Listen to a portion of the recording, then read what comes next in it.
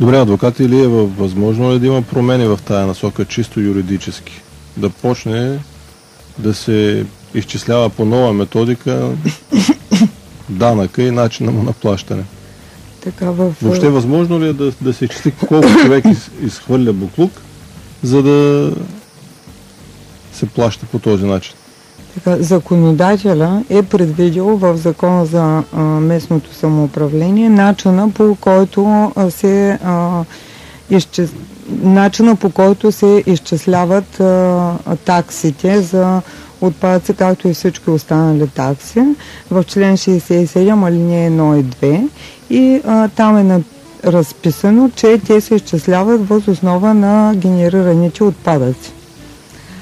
Ако не може да бъде изчислено, но то трябва да има много посочени сериозни причини. Нали? Какви са причините, ако не може да бъде изчислено количество на генерирания отпадък, тогава може да бъде изчислявано въз основа на други критерии, които са посочени в алинея 2 на същия член. Да, аз наистина не виждам методика, по която някой може да ми изчисли колко чувалчета с буклук съм изхвърлил тази седмица или този месец. Методики има. Въпросът е, че до този момент, както каза господин Цветков вънка на предварителния разговор, 20 и няколко години никой не си е направил труда да провери съществуващите методики. Примерно в град Дармщат, независимо дали имате жилище собственик ли сте на него или сте под наем, когато отивате да живеете на дадено място, те знаят. Просто ви виждат кумшиите. И домоуправителя или този, който е на комплекса, или ако сте по-богат на място, където ви е в затворен комплекс, ви връчват една магнитна карта, с която имате допуск до мястото, до където си хвърляте буклук. Другото предложение, което и Пламен Цветков каза, аз даже няма да му го взимам, но ще му го помоля да го каже. Аз не знае точно какво има предвид доктор Тодоров, защото темата е много обширна и много просторна, но ясно е, че решение трябва да се намери. Действително най-справедливо е да се заплаща на тон, на килограм генериран отпадък, но за да стане това, естествено, че трябва много вложения да се направят от страна на общината.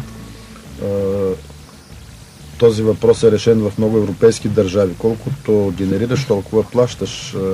Дори наскоро един познат ми каза от съседна община, че са внесли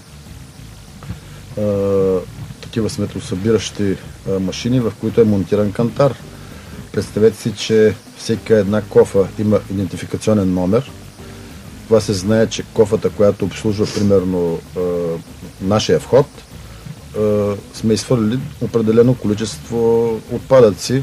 Тогава лесно може да се каже колко килограма сме свърлени или тонове и може да ни бъде изчислено колко да платим.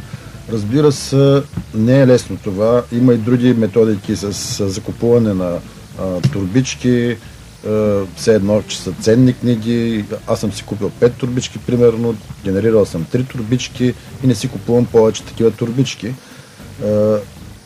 Важното е, че трябва да започне да се решава проблема като проблем и аз пожелавам на сегашния кмет и на новата общинска администрация след 3 или 4 години, когато е края на мандата, стъпка по стъпка тези въпроси да бъдат решени, за да настъпи наистина една нормална справедливост, както е в другите държави.